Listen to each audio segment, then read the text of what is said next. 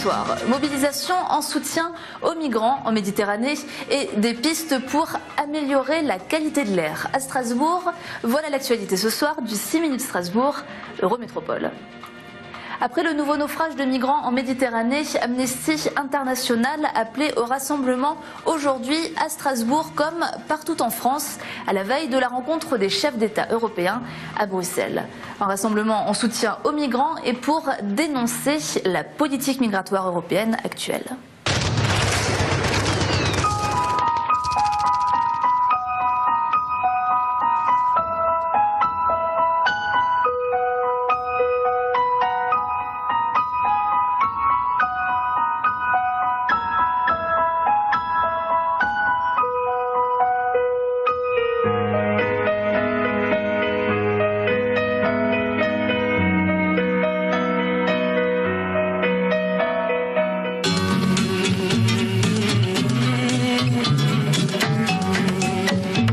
Cela fait plusieurs mois, plus d'un an, que nous relançons les autorités européennes et les autorités nationales sur le traitement des migrants en Méditerranée, mais également en Espagne et en Grèce.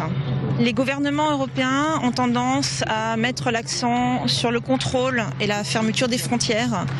Nous exigeons un traitement humain des réfugiés et des migrants. Nous exigeons qu'ils soient traités en accord avec les conventions internationales, qu'ils soient protégés, que leurs dossiers puissent être examinés. On ne met pas assez les moyens sur l'accueil qui leur est réservé, sur les avocats, sur la santé, sur... Voilà, on ne met pas les moyens, on ne met pas l'accent sur le côté humain.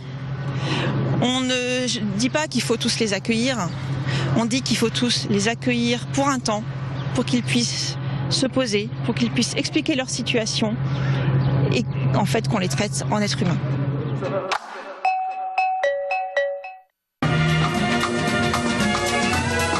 Alerte pollution, les Strasbourgeois tous.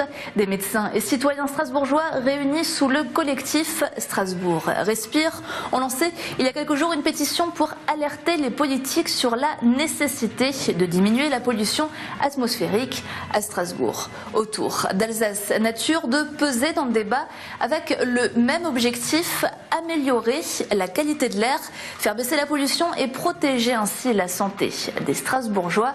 L'occasion pour Alsace Nature de rappeler son opposition au GCO, parfois brandi comme solution pour décongestionner la circulation, et surtout l'occasion de présenter un livret avec 10 propositions alternatives afin de limiter les bouchons et améliorer la qualité de l'air à Strasbourg de façon pérenne. Ces propositions sont multiples. Alors effectivement, il y en a au niveau national. C'est la mise en place de l'écotaxe que tous les Alsaciens, quelles que soient on va dire les tendances politiques, quels que soient les milieux, réclament depuis 2006. Et évidemment, bien sûr, des mesures locales, donc l'amélioration des systèmes de transport en commun pour venir en fait des environs de Strasbourg, du Korsberg, des contreforts des Vosges, etc. pour venir à Strasbourg travailler. Donc nous, ce qu'on demande, c'est des solutions pour les gens qui sont ces autosolistes, ces pendulaires qui sont dans les bouchons le matin. On réclame encore un RER strasbourgeois, s'appuyer en fait sur les 13 gares de l'Eurométropole, plus la 14e qui serait la gare de Kehl, pour créer vraiment un réseau de RER très efficace, moins cher avec un tarif unique comme c'est le cas pour la CTS, et des trains traversants, c'est-à-dire pouvoir aller de la Vansenau par exemple à Ilkirch sans devoir changer de train en gare centrale.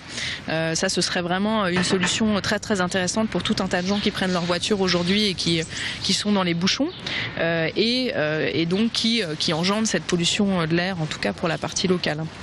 Ce qui est vraiment très important on va dire à comprendre, c'est que c'est pas en augmentant le nombre de routes, en augmentant de façon générale la circulation qui n'est pas corrélée à l'activité économique. C'est juste un choix, on va dire un choix de déplacement et un choix politique.